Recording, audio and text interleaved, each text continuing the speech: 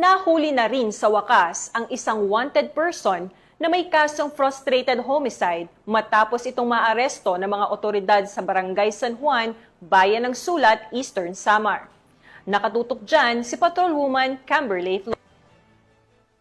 Mga otoridad ang isang lalaking wanted person na may kasong frustrated homicide sa Barangay San Juan Sulat, Eastern Samar. Naaresto ang akusado bandang alas 9:25 ng umaga ng mga tauhan ng Sulat Municipal Police Station kasama ang Eastern Samar Provincial Intelligence Unit, Regional Intelligence Unit 8, Provincial Intelligence Team Eastern Samar, Regional Intelligence Division at Regional Special Operations Unit 8 sa bisa ng warrant of arrest para sa kasong frustrated homicide na may inirekomendang piyansa na 40,000 pesos para sa pansamantalang kalayaan. Dinala ang akusado sa Sulat MPS para sa kaukulang dokumentasyon at tamang disposisyon. Ang pambansang pulisya ay mas pinaigting ang panghuli sa mga taong may pananagutan sa batas upang mapanatili ang kaayusan at kapayapaan sa ating bansa tungo sa minimithi natin na bagong Pilipinas.